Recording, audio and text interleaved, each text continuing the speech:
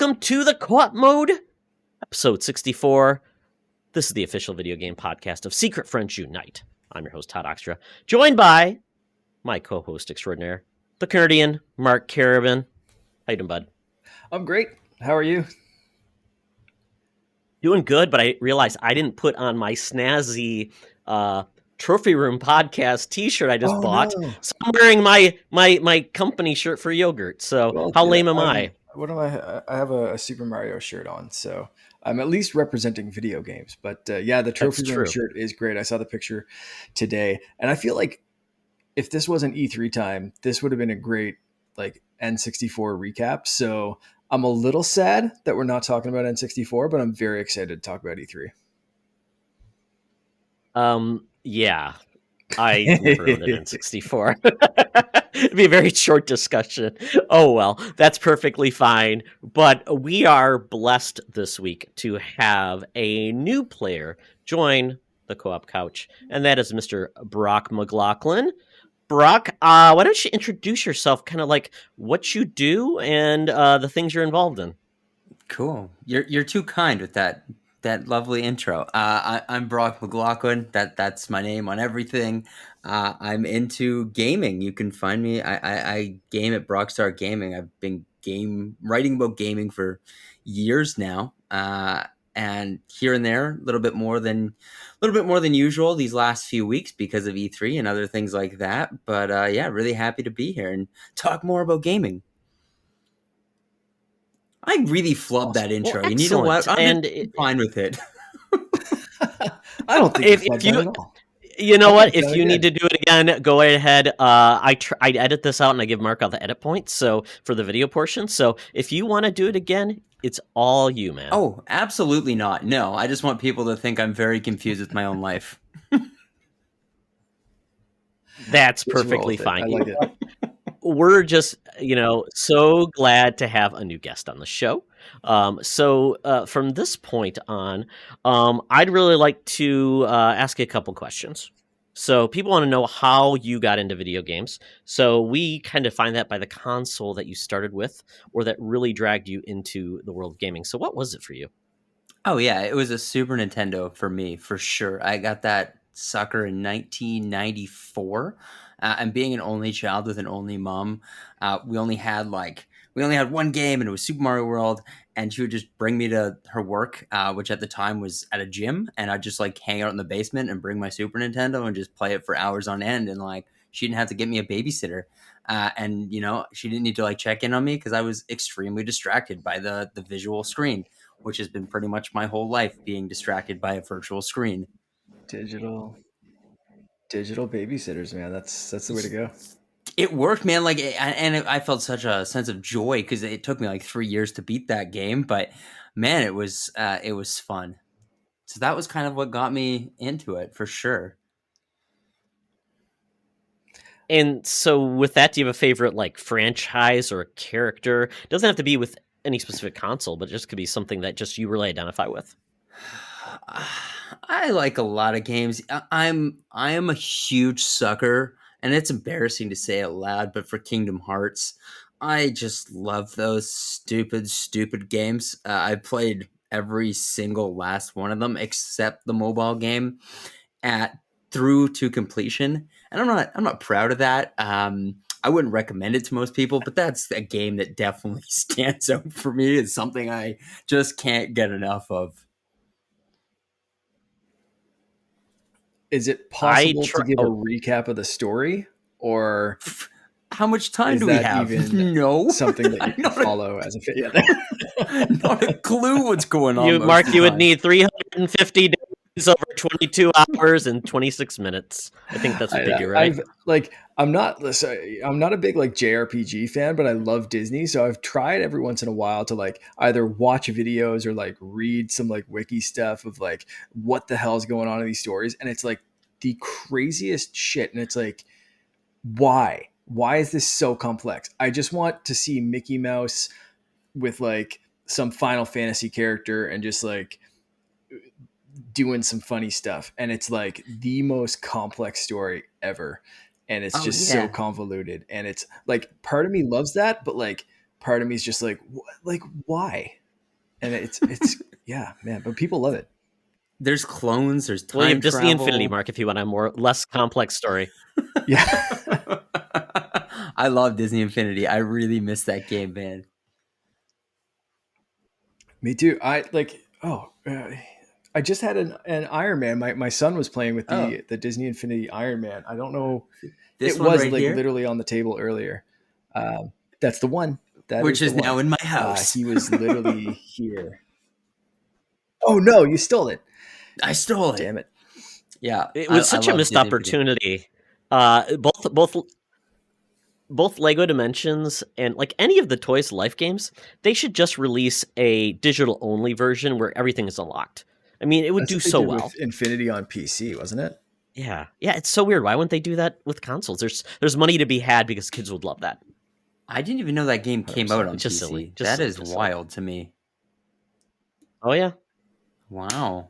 oh yeah. Disney Infinity, Lego Dimensions, all those games where it's essentially, it's kind of funny because Mark, I hope you have a console that you will keep that eventually Finn can play on because that's Yep. not going to be in the future, right? I mean, I guess Yeah. most of the consoles like Xbox One and PS4, I think PS5 and Xbox One or Xbox Series X, they recognize the peripherals now, I think, from that previous gen. Okay. Whereas like Xbox 360, you could not get Xbox 360 peripherals like USB things to work on an Xbox One. So it's Right. very So like all weird, my but I think Skylanders we're good. portals. Yeah, I remember. Yeah, that was like the problem there. So I switched things over to PS4, and then now I'm kind of back on the Xbox train. And it's so my Toys to Life peripherals are all just like sitting there. But like I loved Disney Infinity so much. Like Mickey and Minnie from that game were my cake toppers at my wedding.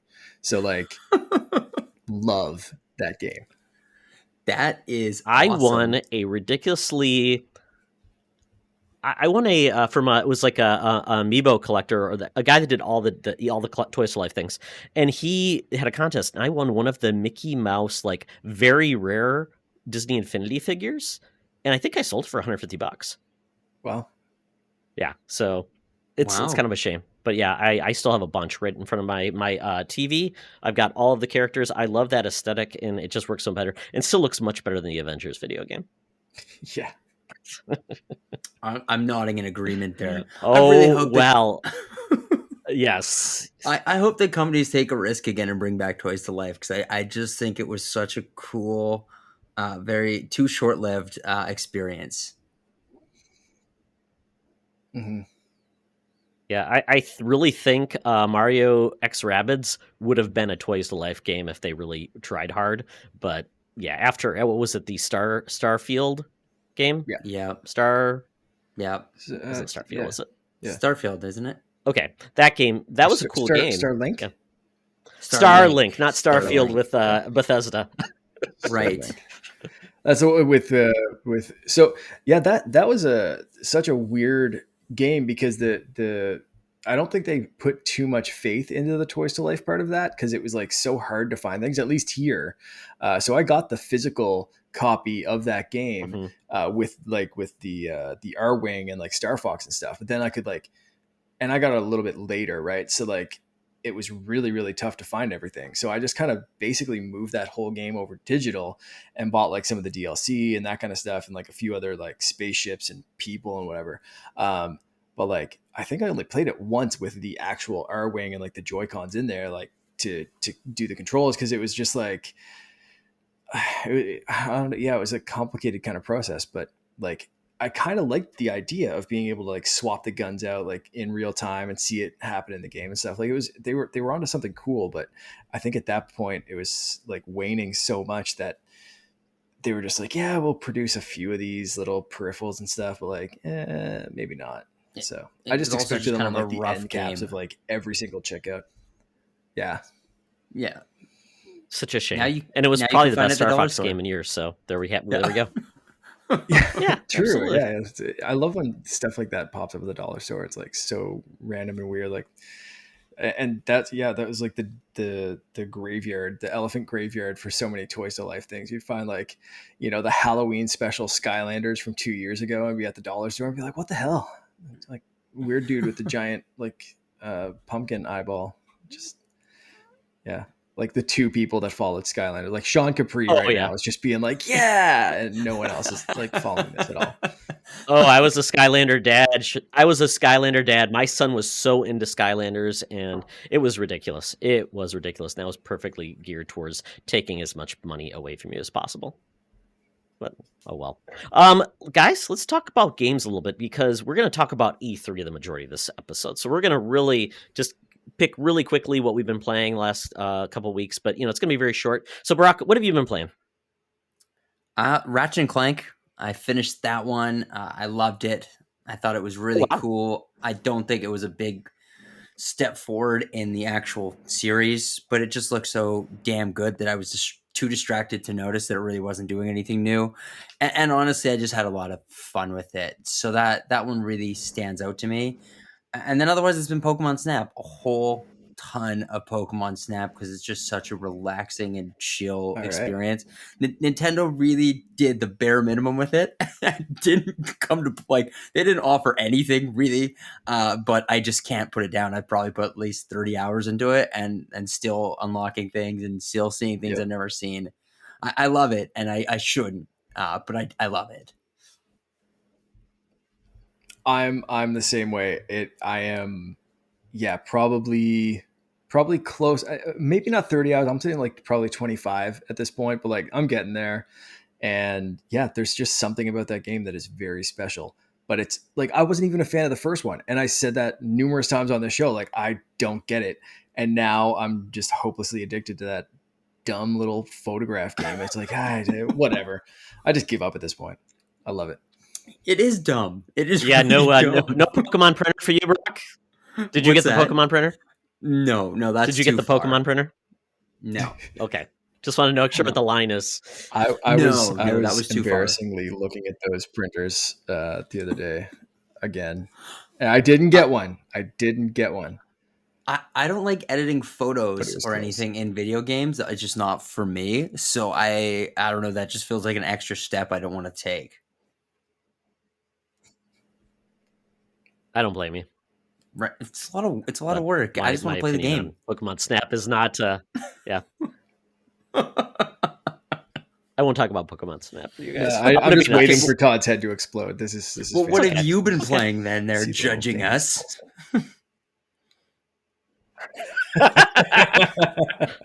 Well, I will glom onto your Ratchet and Clank. I just started. I just got it in the mail today.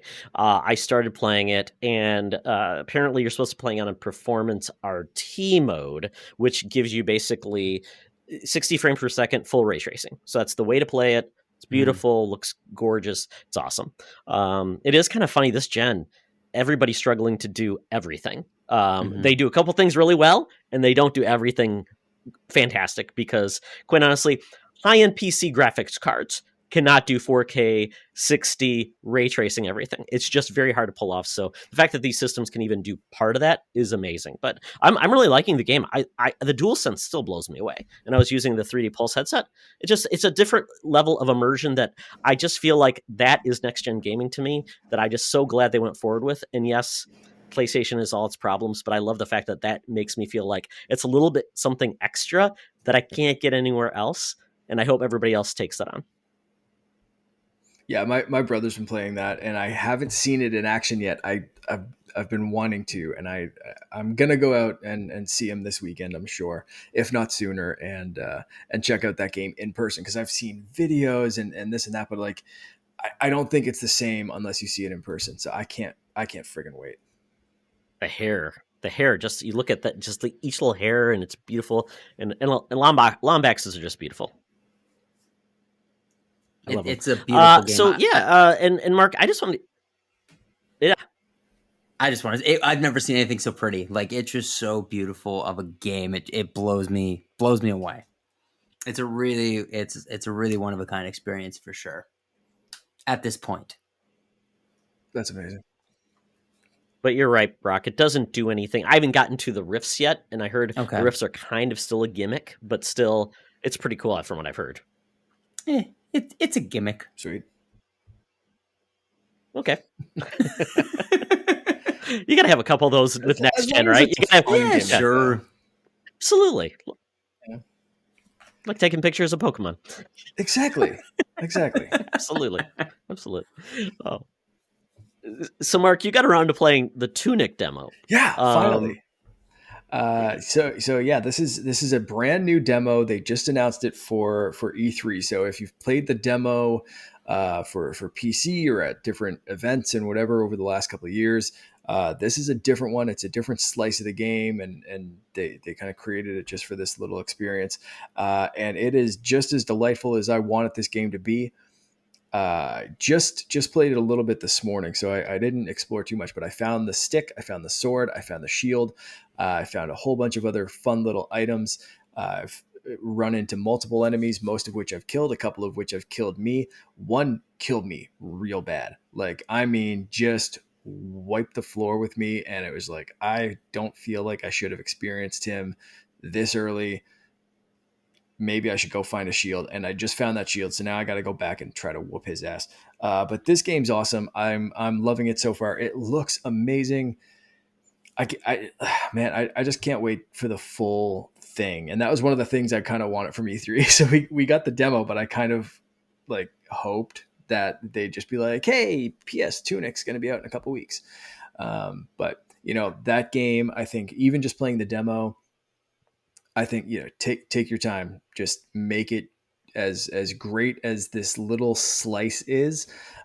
Just do that for the whole game. So I'm excited. And that's really like I've been playing Pokemon Snap. I've been playing the new season of Fortnite. There's aliens now instead of dinosaurs. It's some fun stuff. But you know what, Tunic, I'm so excited about that. I'll leave it at that. I also have that on. I downloaded it on the Xbox right now. I think I sent you guys a link that they're doing demos. There's like 40 demos now on Xbox. You can just try and play them all. I would say there's nothing big that's like, oh my god, this is like the game to try out. But there is it's slice of life. Some are games that you've played before. Some are new. Tunic is one of those. I played Tunic a PC demo, so I'm curious to see if it's the same. But it's a short little demo, that one I played. So if it's the same one, that's awesome. But if there's more, I'm excited to play more. Mm-hmm. The last game I played was very fun. It's new to Xbox Game Pass. I think it's on PC, also on console. I think cloud as well now.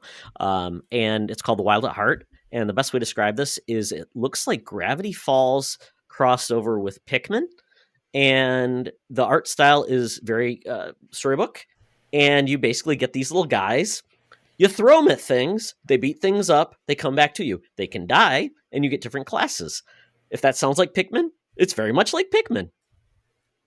I don't know how else to describe it. It is Pikmin, but it is adorable. So far, there's like no night, like time issues, which is what I hated about Pikmin. I'm like, I'm having a good time. Oh no, you have to hurry back because you might, not make it. So I'm like, there's none of that. This is just a story based. You do different things. There's tasks you have to do.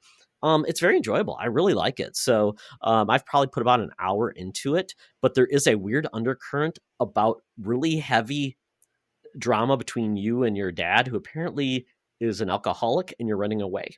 And he keeps on having dreams and thinking about it. So there is an undercurrent that's a little darker than Pikmin. I don't think there was an alcoholic father in Pikmin. You didn't play the sequel, did you? That is way darker than I thought, given the trailers I've seen. Also, that game's been on my to play list for so long. I really need to do something about that, and I'm probably going to play some tonight because it looks really good. That looks right up my alley. Literally downloading it right meow. Yeah. Yeah. It's so wonderful, and I mean, except for the abusive father. Hopefully, he's not too abusive. Maybe he's just a bad dad and he just drinks a lot. I don't know. There's I love how you qualify. Yeah. I hope he's not too abusive. Like a little bit abusive is okay. Like no, just don't be a shitty, abusive person. Yes, that was implied. Let's just clarify that. I don't know. I just yeah, sorry, I might have missed something because I'm looking through screenshots and downloading this right now and being a bad co-host. But I just want to put it out there, don't be a shitty abusive person. That's true. And since we're a video podcast, Mark, you can even tell what you're doing now. You can. I know. I should. Yeah, that's great. For anyone listening, I actually showed my screen and legit was downloading. And you can. Speaking of which, if you are listening and you want to see all of our faces and the shenanigans that we are doing, we do have a YouTube channel, and all of our podcasts are going video. So this is a great time to go like, subscribe.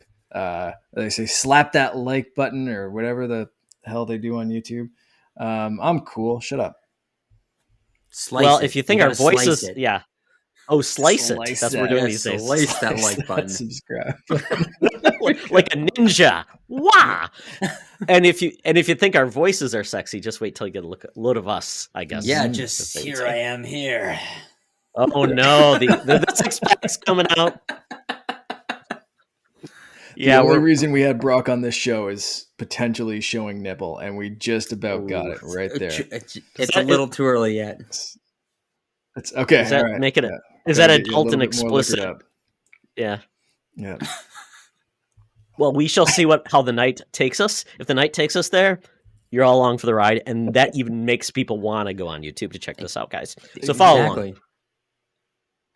Yeah. So when we're not playing games with potentially abusive fathers, we've been watching E3, and that's really been a big thing of it. E3 is a little bit different this year. E3 kicked off actually with Game Fest on June 10th, and then essentially wrapped up today with Namco Bandai. I think was the last official event. And yeah, it was a mixed bag of, I would say, almost 10 or 12 events.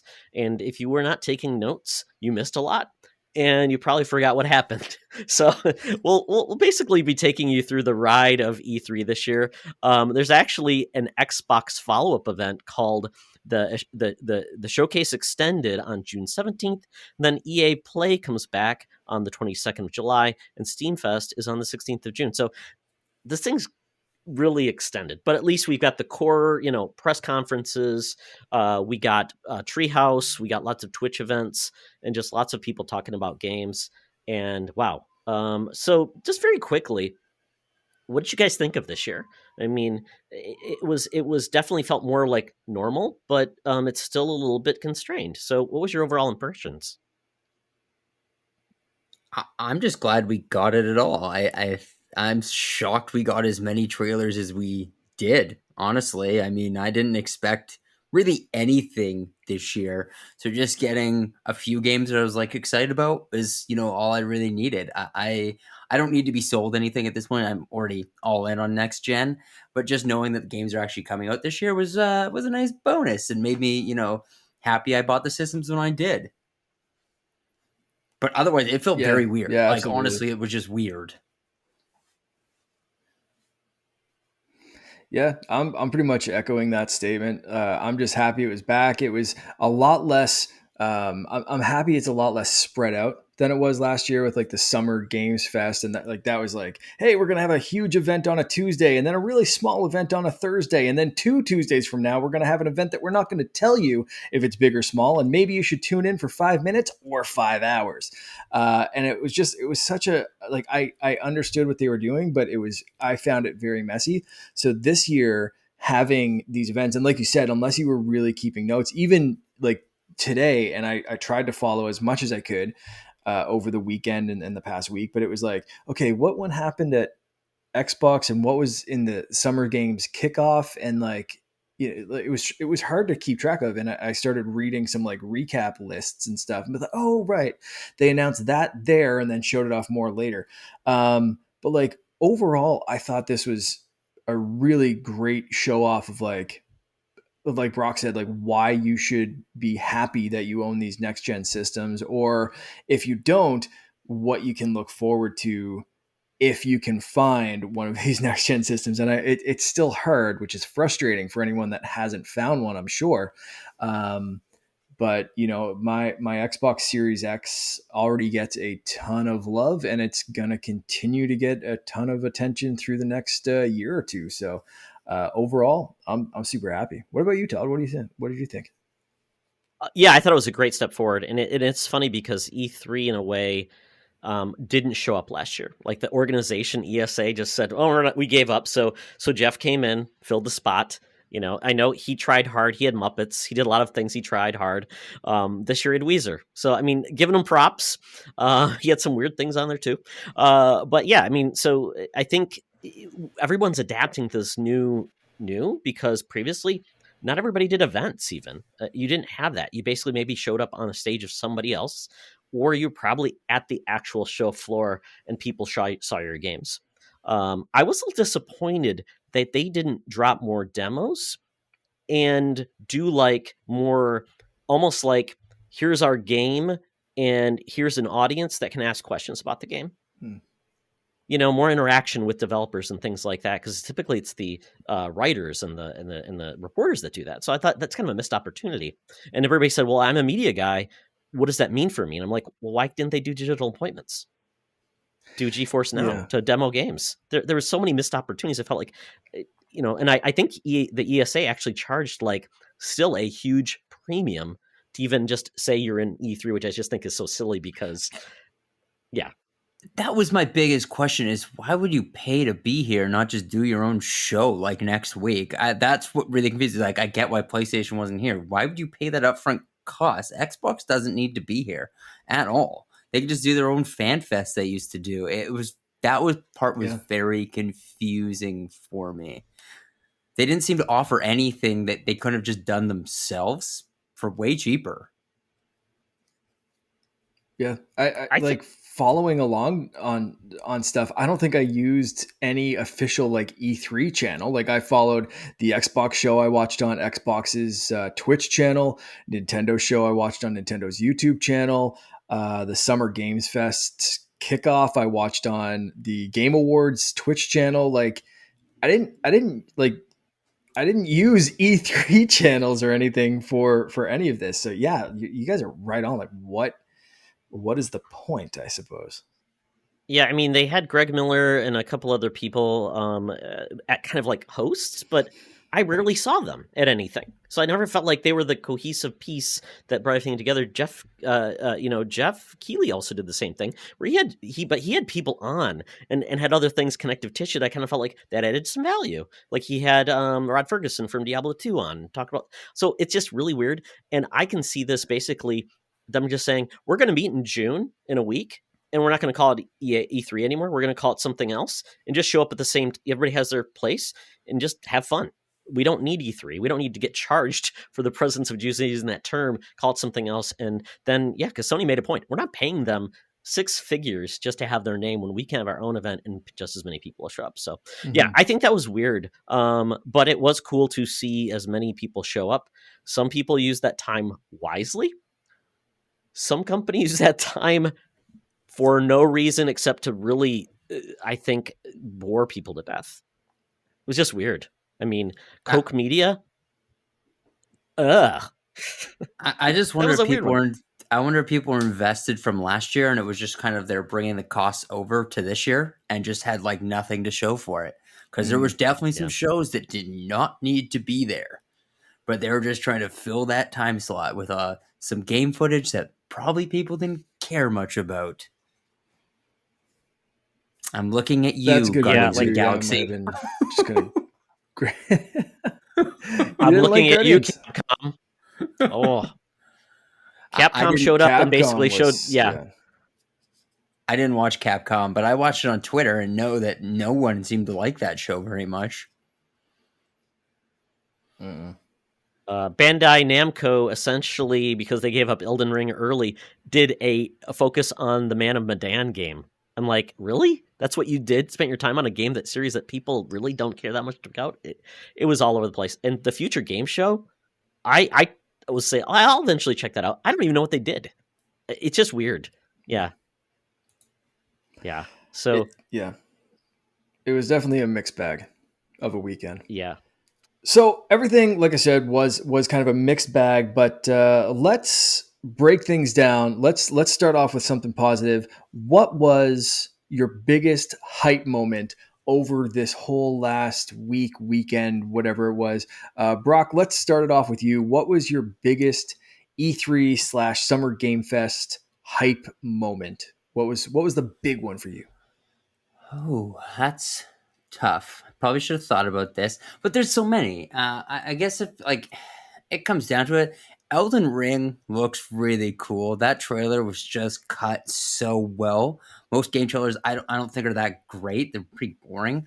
That was done so incredible that I was like, okay, I'm all in. Now it looks like an Xbox 360 game, so I'm like, oh, it's a little rough. This is supposed to be coming out, but other than that, that game looks tight. Uh, and there was another one I can't remember, but Elden Ring was like definitely a highlight for me, and I guess Halo multiplayer, of course. Oh yeah, for Yeah. sure. Todd, what about you? So I'm gonna do multi-part because I can't stop myself. So I'm gonna say, I think a couple my wow moments or hype moments was I think a couple of the events really took advantage of doing something special. Devolver Digital did not point once again. Their focus was chili dogs, and their focus was also on Devolver Max Pass Plus, the new era of monetization as a service. They kept on saying it. It was absolutely hilarious because they're making fun of everybody has a service, everybody has a thing, and they just made it fun. And it's talking about like, oh, and this is premium to our service, to the Devolver Max Pass Plus service. And they were eating chili dogs every 2 seconds, which I just found weird. And then you found out that it was all kind of just a dream, and at the end you actually saw them filming it too, which I just love that they just embrace the medium and have fun with it. And it's been 5 years on this journey of just doing weird and crazy things. Surprisingly, the PC gaming showcase also embraced it as well. It was like watching MST3K, where they're almost like in their own little spaceships and doing things. One girl was in a mech warrior like thing, and it was just like, you know what? They're having fun. The PC showcase is usually a hot mess and nobody cares because it just doesn't feel very unique. But they really embraced it, and I thought they brought the fun. So I will give them kudos for just making the most of making their event interesting, because nobody else really does more than just here's trailers and that's it. So I like that. Now, from a game perspective or a hype moment, I can't deny that finally getting a Metroid game didn't bring my heart with joy. This is by the same team, Metroid Dread. This is by the same team who did Samus Returns. And Metroid Dread actually goes back a long time ago as a rumor game. I remember Pierre Snyder on IGN talking about this game was supposed to come out around the same time, I think, Metroid Prime 3.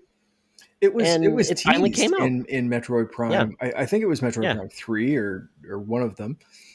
There was a note or a poster or something that you could find, I believe, in that game that said just Dread or Metroid Dread, or there was some kind of an Easter egg that you could find, if my memory serves me correctly, that like, yeah, this game has been a long time coming. And I don't know if they've been working on this game in some way since then, or they just decided like, you know what, we're going to shoot out this new 2D Metroid game.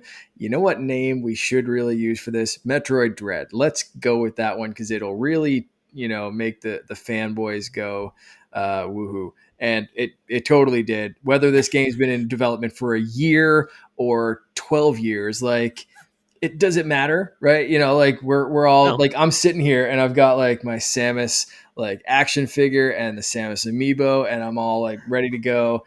And so I'm just like, yeah, Metroid Dread, finally, cool. Yeah, it's been in development for 12 years. And it probably hasn't, but whatever. That was the saddest woohoo I have ever heard. Yeah. Wow, it's going to make the fanboys go woohoo. Well, that's because I when I picture like business meetings, they're very unemotional. They're like, yes, we can make dollars from this, and the fanboys will go woohoo. And they don't get the enthusiastic like woohoo. But yeah, that's it. They have to hire someone as a hype man, and they just come in and they're like, hey, woohoo for us, and the guy's like woohoo, and that's how they do it. Every good presser needs a woo guy. Yeah, they need a hype man, somebody. Yeah, they had to do something eventually for me. And that's all I asked Nintendo. Just do something for Todd once in a while. And this was my moment, so I'll take it. And it's funny, they said, this is the first new 2D Metroid in 19 years. Mm-hmm. Yep. Yeah. Yeah. And can we all agree that it doesn't look amazing? No, Or is that a touchy subject? no, I agree. Like it it it looks a little stiff, or there's Yeah, like something with like it looks kind of all like a the 3DS other game. Metroid-esque games that have come out in the last 19 years, there's just been so many cleaner, better looking games than this. It just looked very, I don't know, generic, I Yeah, guess. I wonder if that's the decision to go 3D on a 2D plane, where we've seen so many Metroidvanias take very unique art styles, whether it's retro esque or hand drawn or whatever. But Hmm. we've seen so many of these games that take yeah take it in interesting new directions, and it's like yeah I get what you mean. And I was watching this direct with my wife earlier, and she said the same thing. She was like, it doesn't look awesome, like, and I was just pumped because it, like, gameplay wise, I think it's going to look great, like, while you're playing it. And I said the same thing about Samus Returns. I did not think that game looked good, but as soon as I had it in my hands, I was like, don't care, it's great. But I'm getting the same kind of vibes as this one. I'm very excited to play it, but um, and it is, like, top of my woohoo hype moments, which is going to be a thing. I'm putting that on a freaking shirt, like woohoo, with like like Woohoo. grumpy Tails, cat or something. woohoo. Yeah, Yes. yeah. Yeah. Um, but yeah, no, I get what you mean. I understand. The only complaint, because I think they're doing some interesting things. I think it's called dread because you're dreading the fact that there's these monsters, these mechanical robots you can't take on. So you're basically it's almost like survival horror in a way, which I think is a cool element for Metroid. Mhm. I did not like the armor set. Like I said, it looks like my set of Destiny 2 armor, where it's like I have to get the ragtag stuff because I couldn't get a cool set that like the weird color variation. It doesn't look very cohesive. And I wish they would have got rid of the orange in the middle and just gone all that blue and white. I think it would look so much cooler. But they don't ask me for my design ideas. Well, Surprise there's me. a few points, rewatching it again with my wife, just before we started recording. There are a few points where it looks like the suit changes. So I don't know if it's going to be That's cool. completely customizable or if you're going to get upgrades that change the color and that kind of stuff. But it doesn't seem like you're going to be stuck with that suit. So if you don't like that one, I'm hoping you can just kind of swap it out.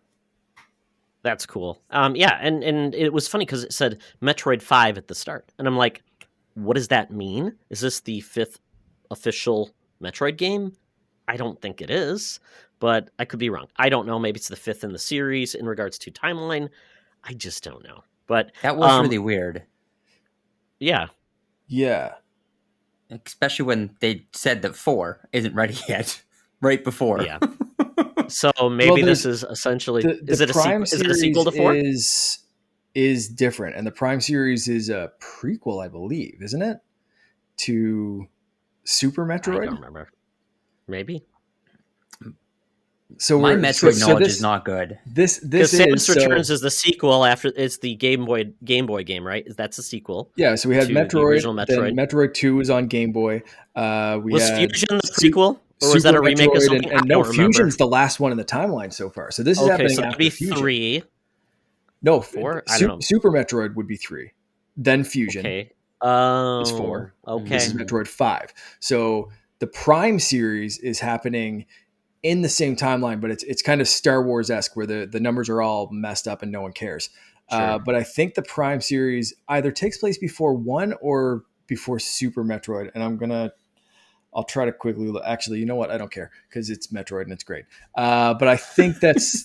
I was gonna try to look it up and like start, but that'll just get me down like a weird Wikipedia rabbit hole, and I'm just not. So yeah, but that's so it is the fifth mainline Metroid game. And now Okay. everybody knows, and they're dumber for it. Yes, exactly. I've successfully killed brain cells. Thank you. Perfect. Okay. Well, yeah. I mean, I just think it's time that we and I said this. It's time to. It's great to see Nintendo make a game that just feels more mature, and it doesn't feel like it's got to be playing for everybody. I'm hoping they will go that way in the future. Not everything has to be for everybody. Play. Take some chances like they did with Fire Emblem. Fire Emblem's not for everybody. It's not for little kids. It's a weird strategy relationship JRPG, and they've made like 85 of those. So at least, well, I'll take one Metroid every decade, apparently. And I have to point out that Todd, you tried to come at me on Twitter a little bit when I said we still don't have a new Wave Race, and you said, "Well, it had been 19 years since a new 2D Metroid game," and I said, "Yes, but it's been 20 since Wave Race Blue Storm, which was the last frickin' Wave Race game." So I've still been waiting longer, and my fellow Wave Race fans will agree that it's about frickin' time. Nintendo, come on, throw us I a jet heard ski and a dolphin. I heard Nintendo's going to give you a sticker on My Nintendo Rewards with a jet ski on it. You know what? I'd take it at this point. 100%. Like I would take it. I don't even whatever. Like It's the little things, Mark. That's all you can ask for. uh yeah. Anyway, my biggest Yeah. hype moment. I'm not going to get down Yes. on the lack of Wave Race. I will reiterate, 100%. Halo Infinite, the multiplayer looks amazing. Metroid Dread, I'm on board. I love it, even though, I wasn't super blown away with the visuals. But one surprise for me that got me very hyped that no one's mentioned so far is Sea of Thieves plus Pirates of the Caribbean. I'm super excited. I love Sea of Thieves. It got me back into the Xbox. I literally bought my Xbox One because of Sea of Thieves. I like last generation, I kind of like went PlayStation first for the first time ever, and like saw Sea of Thieves and was like Rare plus Pirates, like sign me the hell up, like let's get some rum and just have a time. And like, yeah, 100%. But I haven't really like I played it for a while and then kind of dropped off of it. And this is like just getting me back. I love the first Pirates movie. The rest of them are like whatever, but like still, but I love the ride. Like I love Pirates of the Caribbean, like the ride in Disney World. So like one of my all time classic favorites.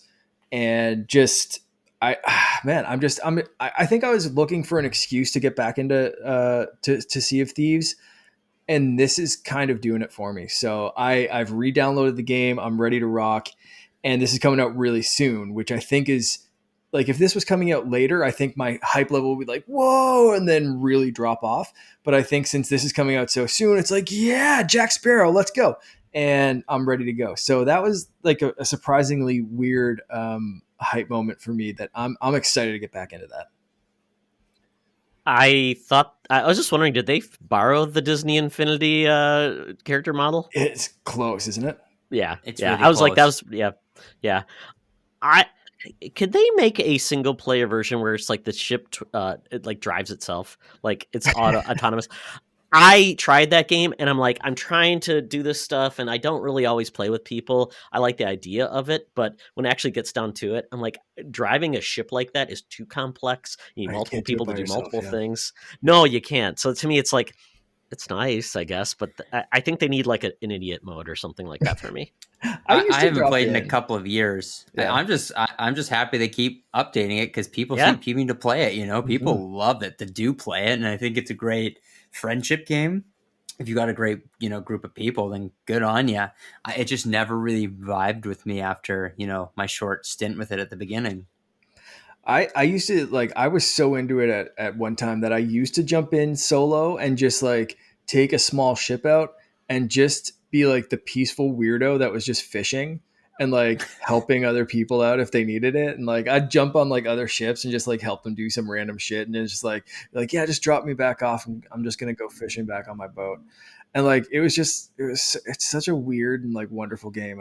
I love it. I can't wait to get back in and like check out some animal pets and stuff. Like, oh man, yeah, I'm excited, man. It's You're kind of making me want to re-download it. I might do that. Yeah. Not for the Jack Sparrow. I have zero interest in Jack Sparrow, but it is a really beautiful game to look at, and I have not seen what it looks like on the Series X yet. Let's make a pact. Let's make a pact. Let's make a pact then. I will give it my best if someone invites me, and I will be the swabby, the guy swabbing the decks and getting the mollusks off the side or whatever those things are called. I don't know, Mark, you're from the sea. What are those things called? The barnacles? Barnacles? Yeah, is The that barnacles. I'll be the Barnacles. barnacle those in guy. Sea Yeah, of Thieves. You don't have to worry about it. yeah. They are a bitch to Uh, get off though, like okay. every fall. But yeah, I know like Joseph Moran said he's re-downloading this. Like, there's going to be a crew going, so I'm really excited to get some people and hit the seas. So it's going to be fun. Okay, I'll get my pirate head ready. We'll see how this goes. Okay, we're moving on to the next level, Mark. So our next question was... before we Oh, skip ahead, can I just give a shout out to Outer Worlds 2? That trailer kicked so oh, much Yes. ass. It was a big hype up moment for me. I can't believe a sequel's ready for that game. A little worried that they're just gonna, I guess, reusing a lot of assets. Maybe this was the DLC that was planned. There was definitely points on that map that weren't ever explored. So I feel like those are just left over that they're now using for the sequel. Bold of them to call this a sequel, but I'm all the way in. I'm stoked. Outer Worlds was so much fun. I loved the shit out of that game. Yeah, that was one of the funniest trailers. Like, aside from the whole conference, like Devolver that did something really like stupid and weird. Like, I thought that was like laugh out loud funny, just making fun of everything and itself. It was great. And it was so accurate. Yeah. they got to do it right in the right time too, right in the middle of all these trailers you already saw. You're going to see more trailers and you're going to think of exactly what they said. Guys going in slow motion, looking really cool. And here's a character, you see a silhouette because we haven't finished his model. I mean, just things like that are just so good. And the Outer Worlds, I said Outer Worlds potentially is going to be better than Starfield because that's what Starfield most likely will be. Very similar to that. So I'm like, okay, Starfield, you got your game up by Obsidian because they already beat you to it. Mm-hmm. Yeah. Love trailers because we got so many of them and not much gameplay. Surprising. Mm-hmm. Okay. Most meh moment. So, Marky Mark, what's your meh moment? Very short and simple on this one. Steam and mobile.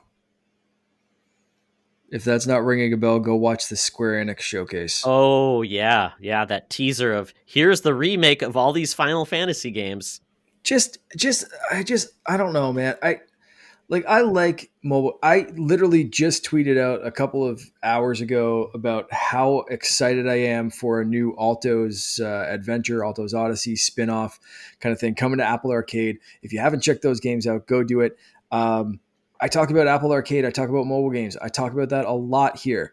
But like, there's some things that for me in these conferences was just grinding things to a halt, and that was when they were like showing off something that was like, hey, here's a Guardians of the Galaxy game. It's going to be this. It's going to be a single player. We're going to hopefully fix some of the freaking problems that happen with Avengers, and forget about Avengers because these are the Guardians of the Galaxy. But also, here's a whole bunch of shitty mobile games, and it was just like it just, I just.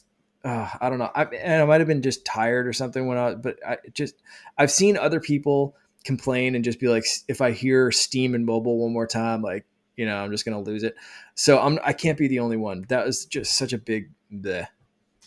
Yeah. What about you guys? I agree with you 100% there. I was very disappointed by that Starfield trailer.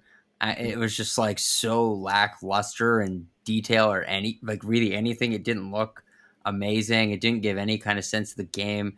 It wasn't as lame as like their Elder Scrolls 6 trailer, but it was up there as not being very exciting. And yeah, Outer Worlds 2 stole the show. Just being funny and more self-aware. So that was a big bummer for me.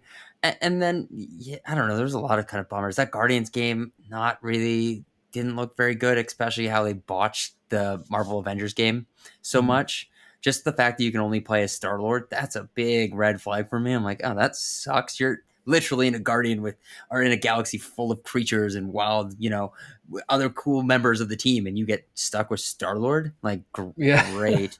That's cool. Of course, Square Enix would just focus on the one dude.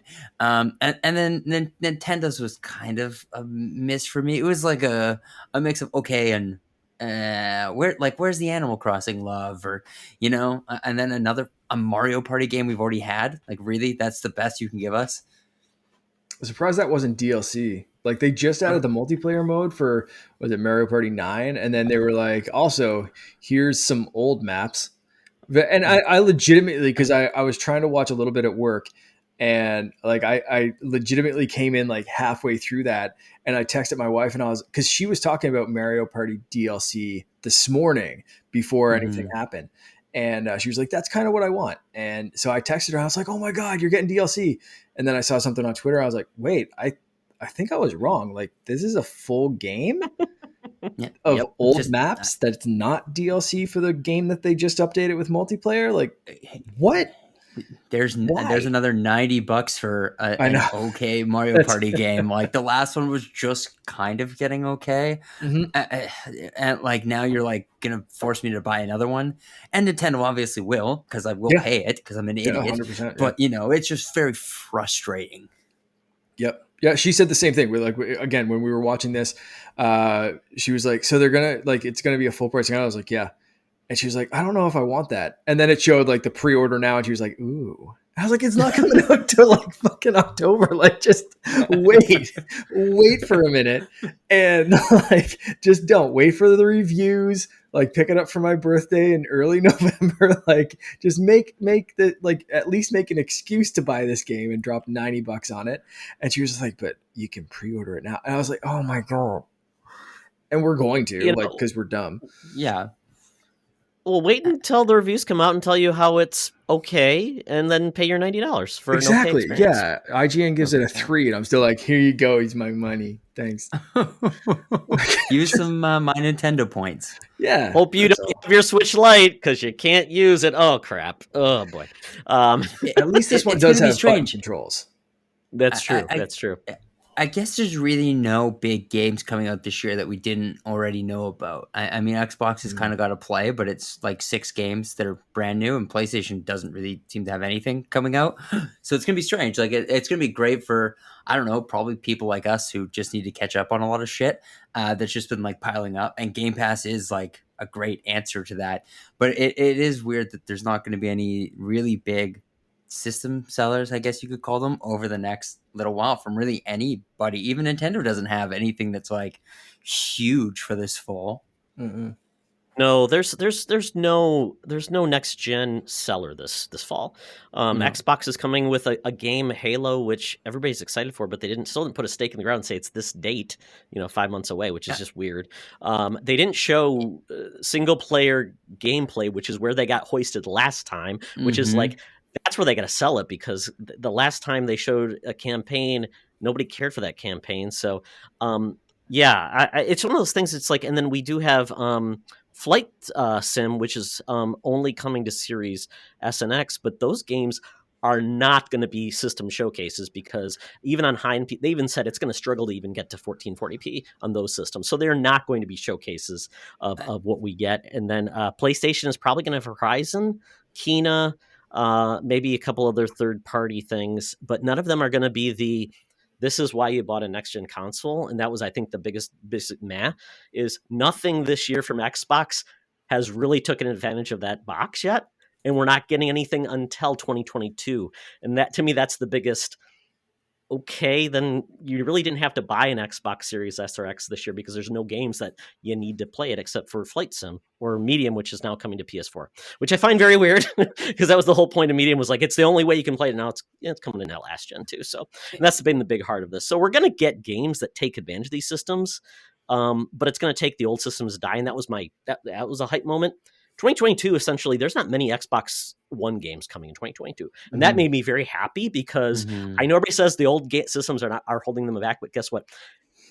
They wouldn't make the new systems if there wasn't a reason to have them, except play a little bit better and faster. So I'm excited, because we're going to get Unreal Engine 5, most like potentially in this, and we've got AMD is finally unlocking some ridiculous new settings in our new consoles, which can't even happen on last gen. So I that's where I'm like, I'm hoping we're getting there. We just didn't see anything to tell us that, because all the games that were shown for 2022, it's all trailers. So it's like, once again, show me the money, not the funny. Yeah, I mean, I'm stoked for Flight Simulator. I know I'm going to play it for like 20 minutes and get so frustrated and then instantly delete it because it's just so damn hard. But I am very excited to see No, what no, that, you're gonna that play it looks like. longer to play in Top Gun because you need the need for Right. speed. Absolutely. Right. That you got me. You got me there. And I do appreciate that Xbox really is only looking at the next 6 months and not like here's what's coming in 2023 because we Mhm. kind of already know. Like we kind of had the roadmap, but those games all seem very far away. So hopefully they prove us wrong and they like come out swinging in the next few years with like Fable, Perfect Dark, a new Splinter Cell maybe, and just some new fun exciting games. I Absolutely. forgot that Horizon's actually coming out this year. I don't believe it. I actually do because they've been programming. They even said that we've made this game on a PS4. It just has to be Mhm. optimized for that system, and because Right. I mean that game came out when Breath of the Wild did. I mean, it's 4 years to make a game where there are some enhancements, but it doesn't look like it's changing the game Mhm. in a way where you couldn't do it. But there's things that's going to look better on PS5, so I could see that being in October. I think they just don't want to say too early, like Mhm. when they had Last of Us 2, where they said, "Oh, it's indefinitely delayed," and then 2 months Mhm. later, and it's coming in a month. So I think they're just holding Mhm. guns. Plus, they want to have something to talk about because now everybody's already shown their cards. Now Sony can say, "Okay, in August we're gonna have something cool to talk about." So you've already forgotten about E3. Now here's something cool to think about when you're actually going to buy some new games and things coming forward. So For it's a sure. different thing. Yeah, And Xbox that's a must be meh. going Yeah, real hard this fall with Halo.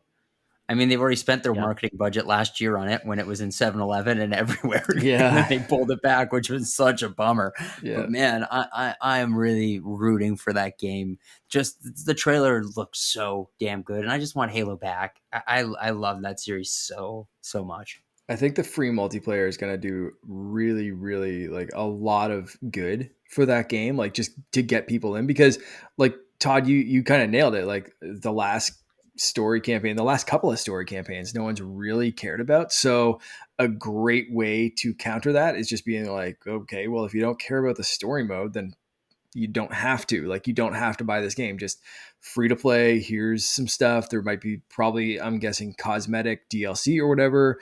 But like, yeah, you want to play Halo. All your friends are playing Halo. Like, frig it, jump into play Halo. There's no barrier. Like, I think that's such a brilliant move. Like, not even tying it into like Game Pass or something. It's just like straight up free to play. Let's go. So that's a badass move. I think they have to though because there hasn't been Halo noise in almost 6 years.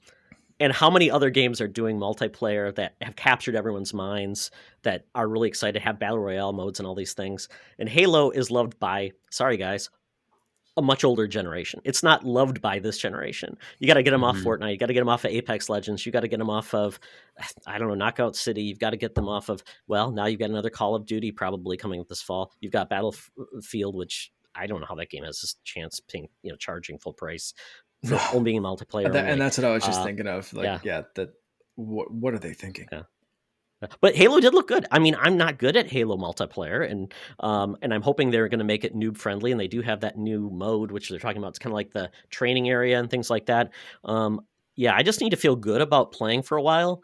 Make me feel good. Don't make me get headshot 85 times in a row because that will not make me feel good. But Mhm. it did look cool in that samurai armor. I'm bound. I want to get samurai armor, please. Hmm. Yep. Absolutely. Yeah, Uh, yeah. so let's move on to the next thing. So And did I have a man moment? Did I have a man okay. moment? Oh, I thought yeah, you said that your man moment was the okay. Keep going with another one. I Okay, thought so you I'm meant gonna another. I'm Yeah. gonna no, I can just tell you Capcom was boring. It Okay. was not no need to do their event. Square Enix was bland. I actually thought Guardians of the Galaxy was a Ubisoft game for some reason. Because I completely forgot it was in the Square Enix event. But yeah, my biggest moment was Starfield, the game that everybody's talking about. They showed us a trailer once again that showed us nothing what this game is going to be, and then they had to go. I think an hour later, then they had interviews and they told us actually what it was about. I'm like, what a wasted opportunity that you have to actually go to an interview or a website to see what this stupid game is about. And they said it's Skyrim in space. And I'm like, well, isn't that what the Outer Worlds is? So I'm just hesitant to really get excited about this game and think it's the coming of Jesus because I'm sorry, but Bethesda's last couple of big games have been kind of not the best things in the world. Fallout 76 took how long to get good? Hmm. Fallout 4 was kind of more of the same of Fallout 4.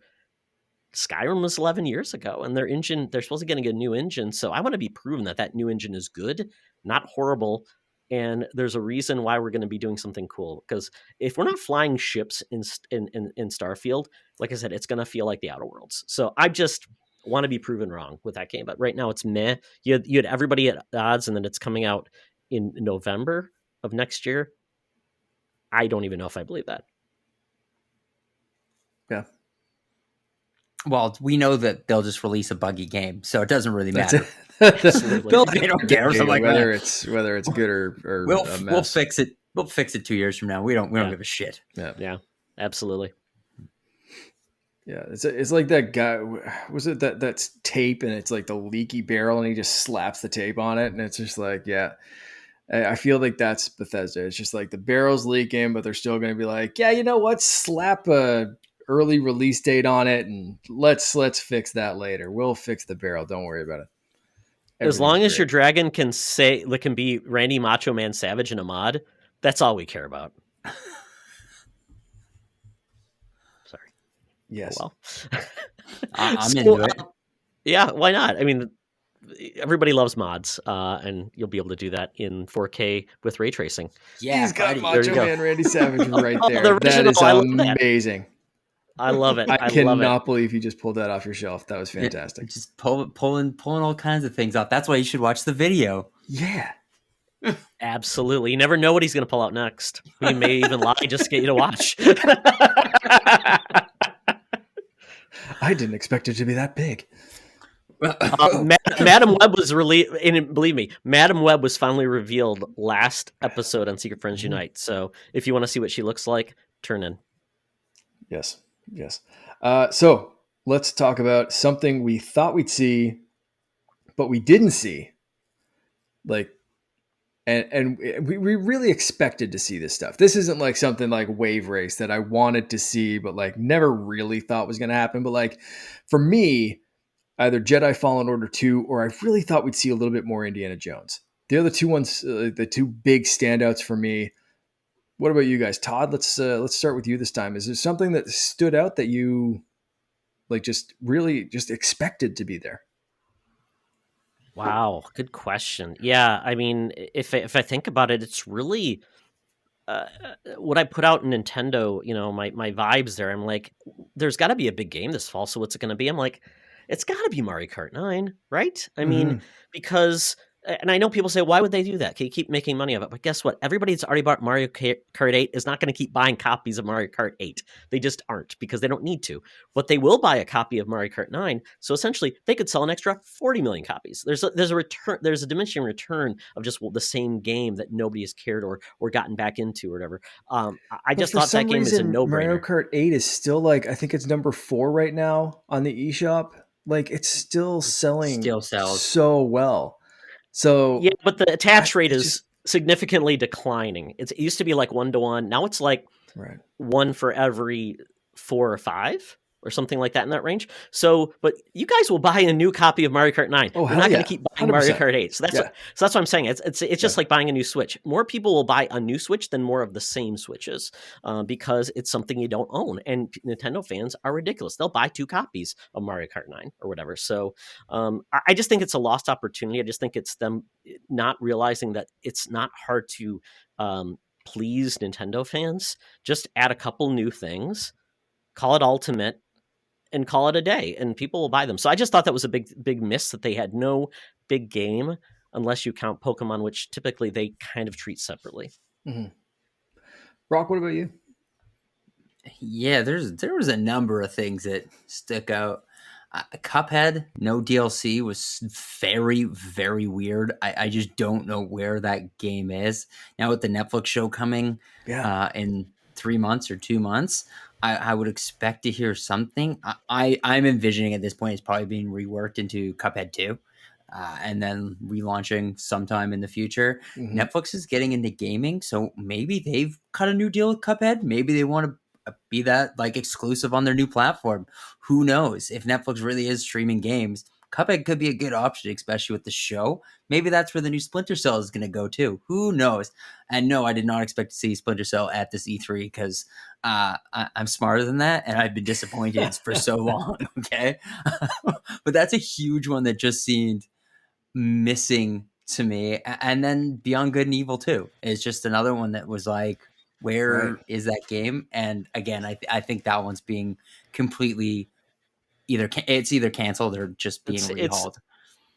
It's canned because the director of that game left, who was really behind it. So Michel Ancel, whatever his name is. It was super weird that they were going to go prequel anyways. It just felt really strange, especially when the game ended on such a cliffhanger. And I love that game. I really think they could have done a good job with it. It just felt very, it was a strange choice. So I don't think we're going to probably see that game at all in the future, but maybe, hopefully. But yeah, those are the two like ones that really stood out to me. I'm shocked we didn't see Halo single player. That is kind of also weird, but maybe we'll see that tomorrow or more on that Xbox sideshow. I would imagine so. Yeah, I would hope so. It's coming. Yeah, that's really all that was stood out. Everwild, but that was kind of announced that it was being redone too. Mm-hmm. So I think let's finish things off. We went through some mad moments. We went through some stuff that we didn't see. Is there anything else standing out that's highlights? Maybe not like your biggest hype moment, but like any other highlights for you guys through the weekend, that we saw that's kind of standing out for you guys. Like for me, the big one that wasn't my highest hype moment, but was pretty close, Mario plus Rabbids 2. Like that was such a surprise. I love the first game.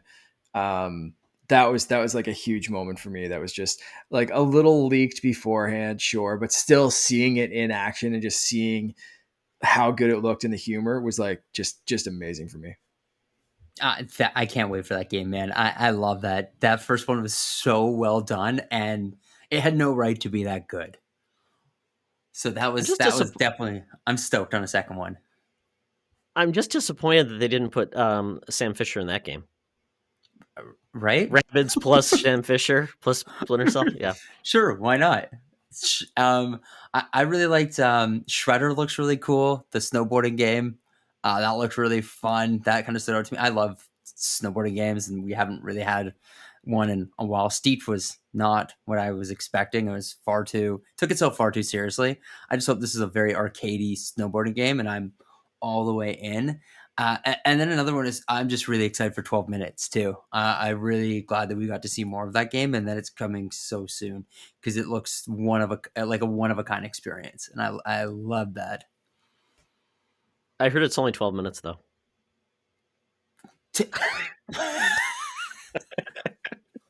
Hey, you can do a lot in 12 minutes, okay? Any married man can tell you that. Jesus. I got in trouble for cursing a couple of times on this show, and this has gone completely off. Innuendo, Mark. Innuendo. It's called being intelligent and sexy. Things. All right, fine. Yes. Another one for me was it Replaced? Is it like the pixel art kind of looking? That looks amazing. Since they didn't want to make The Last Night, remember that game? They showed a couple Xbox games before. It was like that weird, cool pixel noir art. This is like the second coming of that game with like but it's action adventure. It's not just like a side scrolling. It's got gunplay and traversal. I am so excited for that, Mark. That looks so good. Is that coming this fall, or is that like no release date? Okay. I can't remember if there was a release date on it, so I don't want to say for sure. Not 100% sure. And speaking of which, that chart we saw of the games that are coming out, it says Gunk 2021. We did not see that game. Is it really coming this fall? You know what? We'll reach out maybe to our friends at Zoink and see what's up with that one. Inquiring minds want to know. Gunk. The Gunk. I forgot about that game. It looks great, man. I'm excited. It should be good. I'm surprised that they didn't show it off, but they did mention it. That was the weird thing. It was in that graphic, but like nothing shown. So it was, that's one of those weird E3 mysteries of like, how the hell did that get on the graphic, but like wasn't anywhere. Yeah, it was a weird change. And it was just like, did I miss that in the conference? I was asking America, I'm like, did I miss it? Yeah, Because I went back and watched the whole thing just because I was trying to find it. Like it was weird. so weird. Can we talk about like just the biggest WTF of the whole thing? Is how is Death Stranding getting a director's cut, guys? Who cut him in the first place? Well, I was wondering that. The power of the PS4 did not have enough power to make cardboard boxes. So his director cut is to get those cardboard boxes with the power of the SSD and DualSense. Yeah, it's a Kojima production. Like that was the whole point of him making this studio, was so like no one was gonna be the director for his, like he was the director, he was in charge. And just the name of a director's cut, what, call this the definitive edition or anything other than that. But yeah, you're right. Director's cuts usually sounds like someone made him make a choice that he didn't want to make, and this is his true vision for it. And it's like, who the hell's holding you back, dude? Like nobody. You can be as weird as you want to be, and you were. Like Zack Snyder cut out parts. Oh, so now we're getting the Kojima cut. That's see, there you go. Zack Snyder's always getting in there, missing things around. That I'll be skipping that one. I'll tell you that. Yeah. Now you can. You couldn't get the boxes through the doors in the game, so that's why there's no interiors. Now you get the boxes in the doors, so that's the big part. There you go. I thought it was a joke at first. Yep, 100%. I thought it was a bold move, but here we are. Bold move. See how it plays out, Cotton. Yes. So a couple of things that stood out to me in Devolver Digital, they had a game called Trek to Yomi. I'm not sure if you guys saw this. This is a side-scrolling a Kurosawa game. It's black and white samurais, looked beautiful, looked gorgeous. Once again, this is Devolver Digital. The guys are eating chili dogs and acting crazy and weird. And then they make some of these games that just don't fit their model, like Fall Guys and things like this. So that game just really stood out to me. If you like Ghost of Tsushima, this feels like the proper Kurosawa samurai game. And I was just like, wow, this is unexpected. Cool. That one slipped by me. I'm going to check this one out. Yeah, I did hear some chatter about that one. I didn't see the Devolver conference. That's when I still have to go back and watch. But I did hear some people talking about that, just as like they were comparing it to Ghosts and saying like, you know, the Kurosawa, like the black and white mode in that game was like cool, but they didn't quite take it enough, like far enough. And this kind of like went above and beyond what they wanted from that, and just. Yeah, like is doing what that should have been. So yeah, I've heard some hype, but I haven't seen anything from it. So I'm looking forward to diving into this looks slick. Yeah, it's really neat. Yeah, so check out. It's the same team that made Shadow Warrior though, which is definitely worrisome. Is it? That's surprisingly. Yeah. Oh, that's surprising. Okay. But otherwise, yeah, it looks amazing. Yep. Yeah, and then the last game that I thought really, and I've seen this game before, but I did not know if this game was ever going to come out. It's called Atomic Heart. I don't know if you guys saw this. This is like a weird Russian, like first-person shooter type of game, but it almost feels like BioShock in a way, and it just feels so different. It has such a different like take on that type of environment that I'm like, wow, this looks cool, and it's coming to Game Pass. So, you know, if it's a train wreck, I at least can not pay for it and experience the train wreck. So I'm down. Game Pass is just, oh man, there was so much stuff that it was just like, I'm happy that Game Pass exists so I can try this, because it was either stuff that wouldn't be on my radar to begin with, or looks kind of weird that I'm not sure if I'd spend money on it. And I like, you can even tell by like some of the trailers, like this is a game that's going to get anything from like a 4 to a 10 on the review scale. Like, and I just don't know where I'd fall within that range. So like, geez, I love Game Pass. It's such a great value and lets me explore so many weird and wonderful little experiences that I probably would have missed.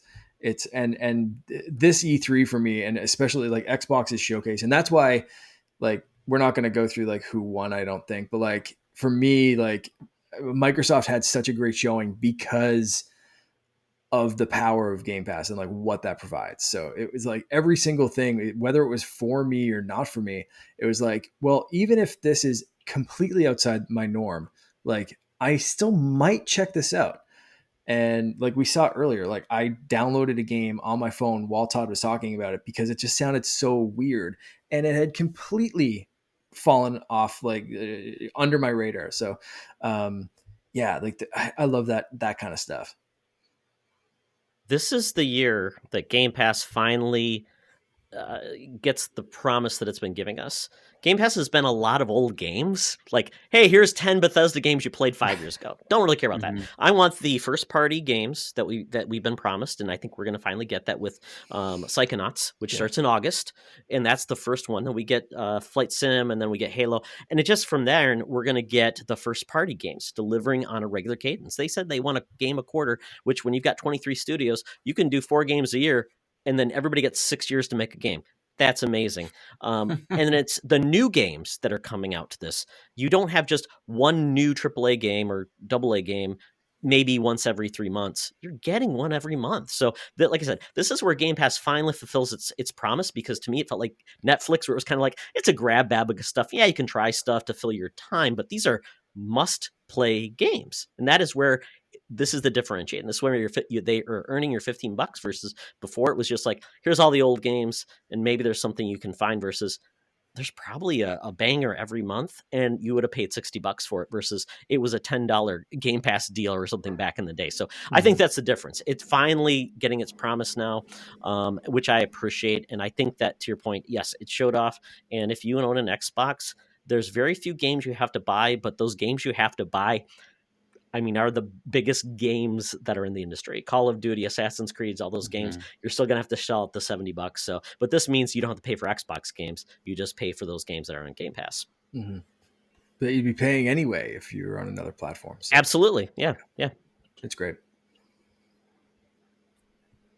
My goodness. Well, we've got more games coming up, more stuff. I'm assuming Nintendo will have, they have their Smash reveal the 28th, more about the character, who I'm actually happy about the character. Many people probably weren't. We've got EA, like I said, the 22nd. Then we've got a Steam event this week, where there's going to be lots of demos and things as well if you're into PC world. So yeah, I mean, and we're going to get more stuff popping up as the summer progresses. And I did see a Doug Bowser appearance out of the blue. He was at the Treehouse. I'm like, I haven't seen Doug Bowser in like 2 years. Yeah. I watched a tiny bit of the Metroid bit, but that's about it. Well, good deal, everyone.